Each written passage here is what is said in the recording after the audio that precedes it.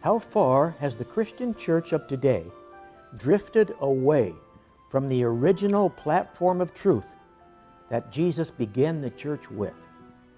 Stay with us as we go to the Bible for the answer to that question.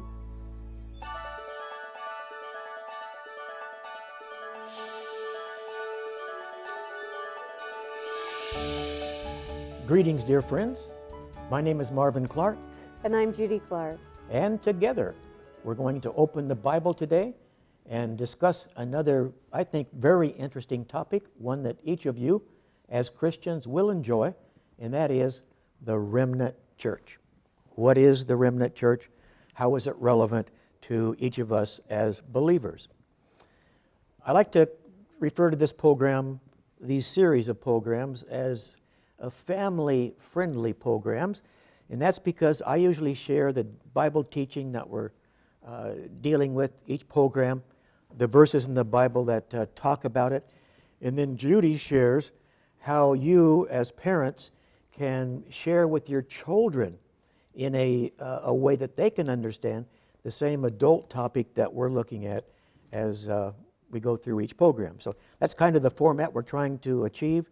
And let's start right off, Judy, this time with you. Usually I take the lead, but this time you do. And that is along the line of children in homes that are in divided homes. And as you teach them in your classroom, you've got a whole lot of children from divided homes with situations that go something like this. And that is, they'll be with mom maybe during the 5 days of the school week. Then on the weekends, they'll typically go with dad or maybe even a grandparent. These are the kids from divided homes. Unfortunately, that's the way life is, and you're going to have kids that are with mom and a dad and have a very good family life going for them. And you're going to have children from divided homes that can still have a good life going for them, but maybe it's a little bit more of a challenge. So in a situation like that, when you've got a child leaving mom on a Friday afternoon after school, going with dad till Sunday night, then dad brings the child back, I've seen over and over, and I know you do, you'll see it on a daily basis, and that's a situation where one of the parents is lax and doesn't have a real rigid schedule, and the child pretty much has the freedom, say on the weekends, to do what he or she wants to do.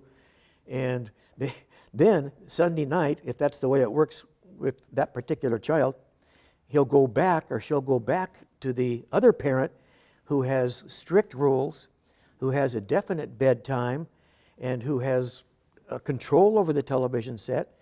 And what he or she finds when the child comes back is that it's going to be pretty tricky to get the child back into the mode that he or she is used to doing during the rest of the week. So, and then Monday morning, when you get the child back, you've got to deal with that. The child is sometimes a basket case, and teacher can become a basket case, dealing with all these situations where the children have been out of control or having no control for a few days, and then they come back to school. Okay, long opener there. The question is, how in the world do you deal with the classroom of children in that kind of a environment? Yes. First thing in the morning, it's so imperative to take time to listen. And I enjoy making that time in the morning, because if I don't take time to listen to the children and give them a chance to express themselves, then yes, we can be taking quite a giant roller coaster ride of emotion, and they themselves don't even understand why. Why are they feeling this way? Why are they reacting this way? Sometimes they'll just say, I must be tired, or I don't know what's wrong with me, teacher. So you need to take time to allow them to express themselves about the joy of what they did, or maybe they had a nightmare and they need to tell you the nightmare, or maybe breakfast, they're a little hungry. You know, I mean, family life is chaotic these days. And, you know, I just support families so much with what they're facing and what they're trying to do for their children. But that comes down to the question, what do you do when they come in, they've had this roller coaster, and you've got to start teaching. What I enjoy most about Christian education is the sense that I can start with prayer and I can start with worship. And I can take stories from the Bible and kind of turn it in the direction the class needs to go. But I've also taught in schools that are non-Christian too, and I also know the importance of still having the morning meeting and talking with the children. And then it's imperative to keep reminding them, my number one question is, why did you come to school today? And they'll say, well, it's to learn. And I said, okay, to learn. What are the 3 procedures we need to remember today? And I try to keep the procedures down to 3, because then they remember them and they know 1, 2, 3. This is exactly what's expected of me to learn in this classroom. So if there gets to be a disruption, you just quickly go back and say 1, 2, or 3. And they know and they remember what those are. And so just little signals like that, just little ways of being open, taking the time. It may take me 30 minutes to get all of that discussion out, and stuff is just about what's on their mind, and we talk about it, and we have prayer time, and we take prayer requests, and then on we go with our day. I really like what you said about taking 30 minutes before you do any classwork. That is good. But during that 30 minutes, you're letting the kids talk about what may have happened during the last couple of days or during that week of spring vacation. And then once they get that behind them, I would think that they're more in a mood or in a mode to learn. Yes. We have so many different learning styles within us, and a child is so nature-minded and so visual-minded. They need to either share pictures or share moments or share things or drawings, or they need to just talk about it. And then you'll see some that are kind of reserved and pulled back. You've got to watch for them, because they're the ones that really want to talk to you, but they don't know how to say it, and they don't know how to get it out in the open. So you need to make sure you take time for every one of them, give them that feeling like they're important. We don't discuss personal things, so parents that are watching, you don't have to wonder, what does the teacher know that my child's telling? We keep it from those personal things, but we try to bring out, the high and the low. How are you doing today? And we go on with that discussion. What can I do to help you have a good day today? You couldn't find your shoe. I'm sorry. What can I do to help you have a better day? It's very important to start taking the time. That makes a lot of sense. And we talk classroom here sometimes, but living room is the same thing. You can do the same thing at home that Judy does in her classroom. And that's what we want you to pick up and implement each and every time. For us, it was the breakfast table. The breakfast table is just so, so important to start a day. You have your meal set before the children, you pray over them, you have a little devotional talk while they're going through eating their food, and you can get them started in a good, wholesome direction before they even start their day. So for families, that's the best way to get the day started, even if it means getting up a few minutes earlier. Very good. Good practical stuff, Judy. Good stuff. Now, a family home situation may have started out wonderfully well with mom and dad and the parents, but maybe a divorce came along. Maybe, God forbid, but maybe a death of one of the spouses happened. And any tragedy that came, if one of the family members, one of the parents had to go to prison, got very sick and went into a rest home, any of these tragedies that come along, you're going to have a divided home and some new challenges. So what began well can, somewhere along the line, be not very well, but we can work through it with some of the techniques that Judy has shared with you. The interesting thing is, the same thing has happened with the Christian church. Okay, 2,000 years have gone by since the original Christian church, the beginning of it, and Jesus established it.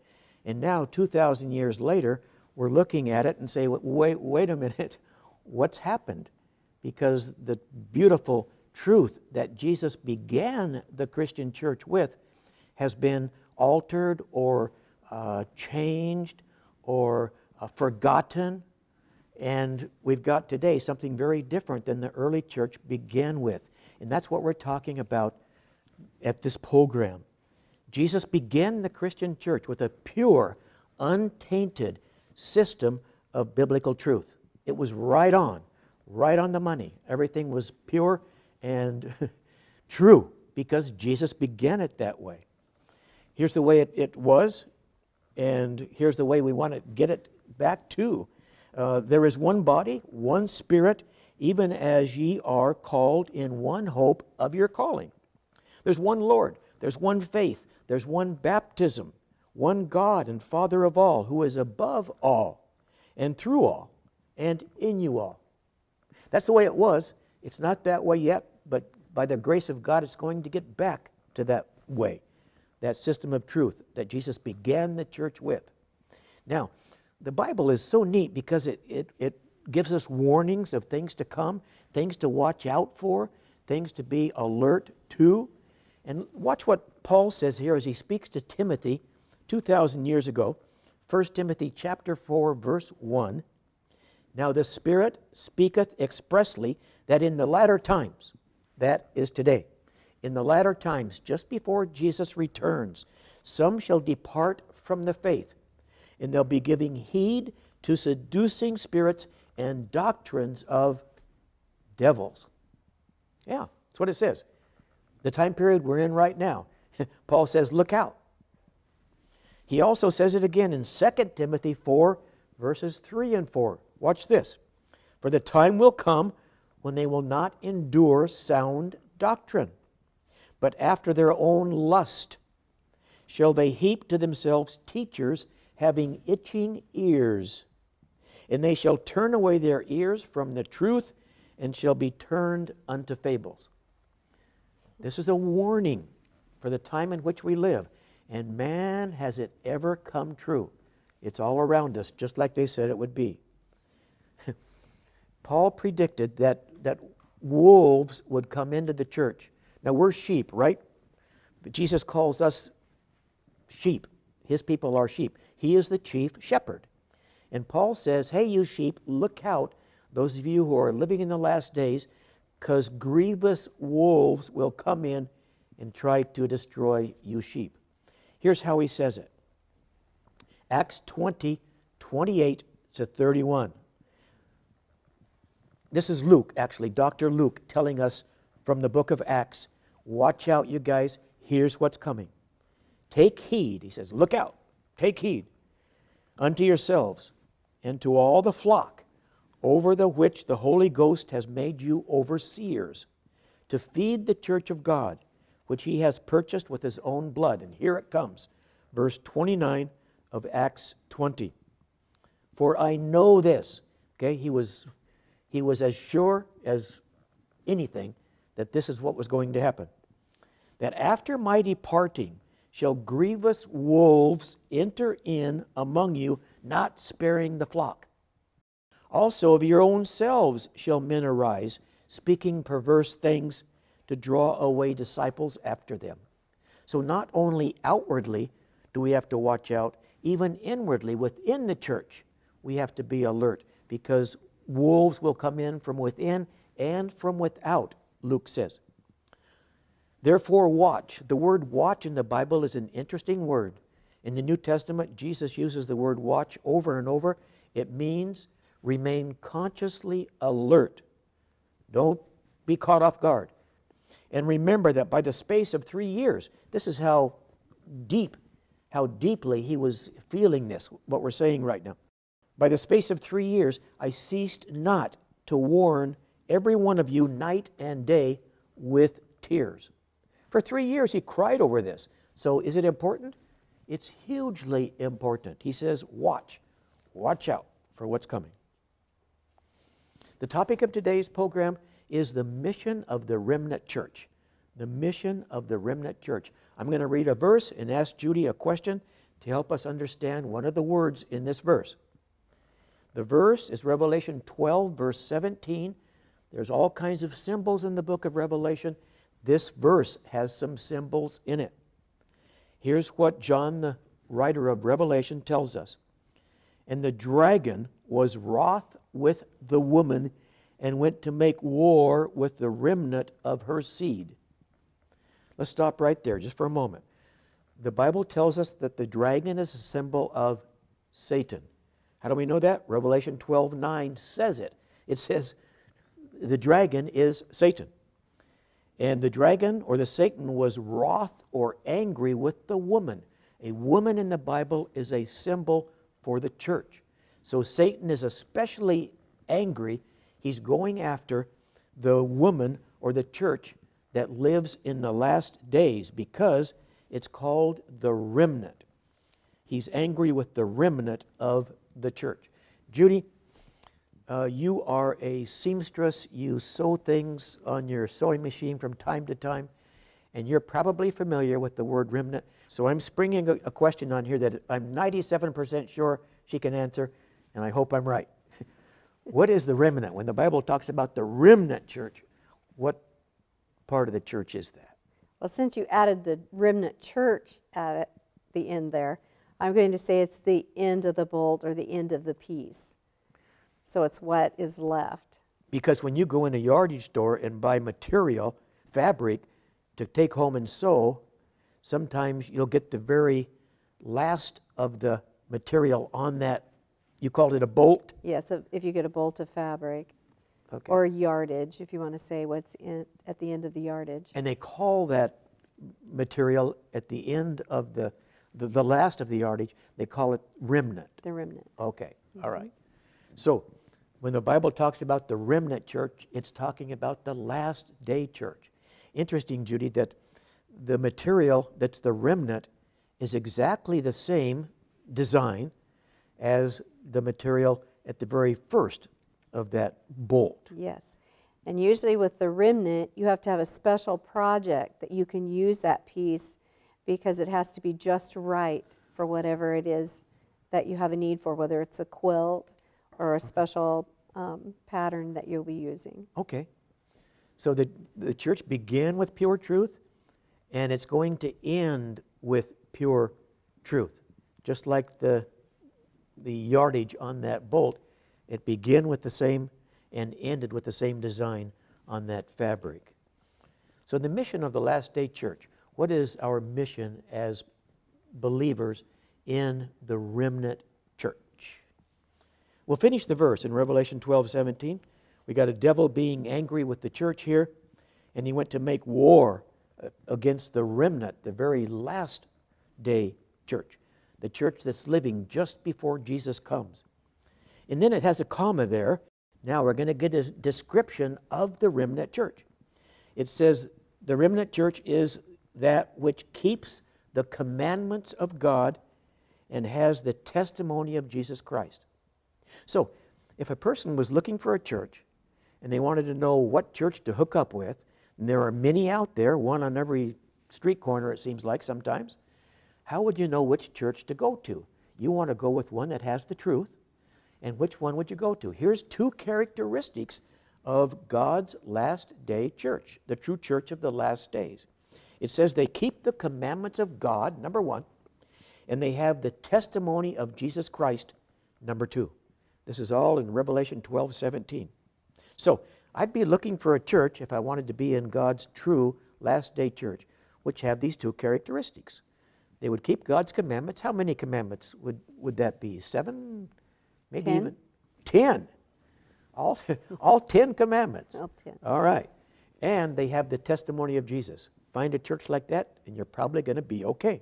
Now, what in the world is the testimony of Jesus? We understand what it means to keep the 10 commandments.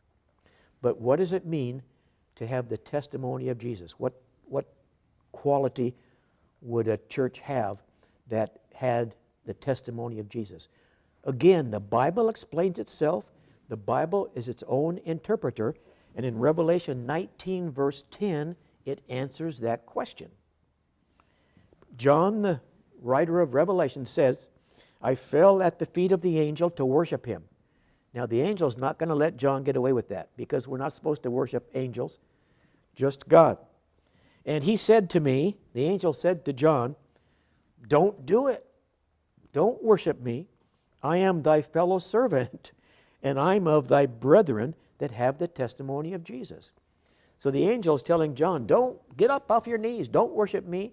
I'm just about like you. I'm one of your fellow servants. We were all created by God. I may be a little different than you, but don't worship me. Worship God only. I'm one of your brethren, and I have the testimony of Jesus like you do.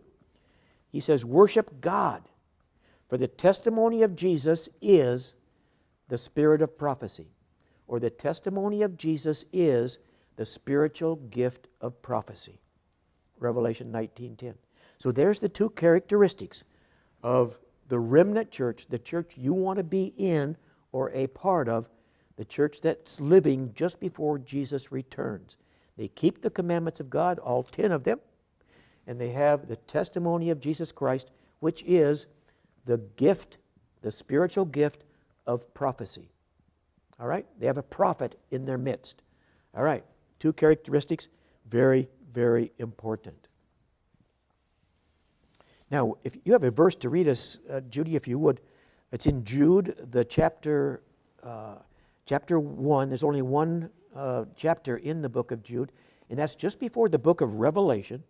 And this is very important. Here's our counsel as members of the remnant church. What does God want us to do? It was needful for me to write unto you and exhort you that ye should earnestly contend for the faith which was once delivered unto the saints. Did you get it? To earnestly contend with what, Judy? For the faith Earnestly contend for the same faith which was once delivered unto the saints. which was once delivered unto the saints in the early days of the church by Jesus, that pure, unadulterated, true doctrine, system of doctrines that the church began with. Jude is saying here, I want you, those who are living in the last days, to bring back that original system of truth that the church began with. And that's the mission of the remnant church. That's why we're here. Now, interesting that this is already in process, and it has been for a while. This contending for the faith that Jesus began the church with, it's already in process. The Episcopalians took a bold stand of going against the worship of anyone or anything except the true God. The Lutherans brought back the biblical teaching that the just shall live by faith, declaring that no one is justified by works. The Presbyterians and the Congregationalists fought against all forms and all ceremonies that crept into the church, replacing that practical Christianity that the church began with. And the Methodists led God's people back to the biblical standards of Christian faith, taking a bold stand against the wearing of jewelry, drinking, dancing, card playing, and worldly entertainment. And our Baptist friends have reestablished the biblical rite of baptism by immersion. And Seventh-day Adventists turned the attention of the people to the biblical Sabbath. So, this work is in progress. It's happening right now. A return to the original truths established by Jesus, who began the Christian church 2,000 years ago. There's an interesting passage, Judy, that describes specifically what we're to do as members of the last day church. It's in Revelation chapter 18. And it goes like this. John is telling us, John the Revelator, John the disciple, says, after these things I saw, he says, I saw another angel come down from heaven. This angel had great power, and the earth was lightened with his glory. The word angel means messenger in the Bible. So here's a message going to the whole world. It goes with power. It goes with clarity. And everybody hears it. And he said, here's the message that the angel is proclaiming. He said mightily with a strong voice, Babylon the great is fallen, and has become the habitation of devils, the hold of every foul spirit and the cage of every unclean bird. Now, Babylon is a symbol for a church because the pronouns that follow, instead of using the word Babylon, he'll say she and her. And again, a woman or a female is a church. So here's a church system in the last days that is really in trouble, huge trouble. It's the habitation of devils, it's the hold of every foul spirit and every unclean and hateful bird. Whoa! For all nations have drunk of the wine of the wrath of her fornication. This is a religious system that is fallen, double fallen. And the kings of the earth have even committed fornication with her.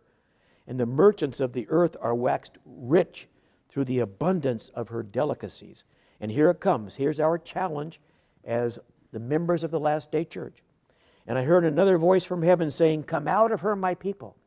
This is what we get to do. This is the call. Come out of Babylon. And when you come out of Babylon, come back to the Bible. Come out of Babylon, my people. So God has people in this fallen religious system, that you be not partakers of her sins, and that you receive not of her plagues. Get out of Babylon, which means confusion, and come back to the Bible, the pure truths of the Word of God. For her sins have reached unto heaven, and God has remembered her iniquities. In John chapter 10, verse 26 and 27, Jesus says, I have other sheep which are not of this fold, and them also I must bring, and they'll hear my voice, and there'll be one fold in the end. I love that. There's going to be one body of truth in the end, one group that believes the same thing, and just one shepherd instead of many. There's 300 different Protestant religions right now. Pretty soon, just one religion. In verse 27, he says, my sheep hear my voice, and I know them, and they follow me. You can be in that group. I pray you'll be in that group. And it's all in the Bible.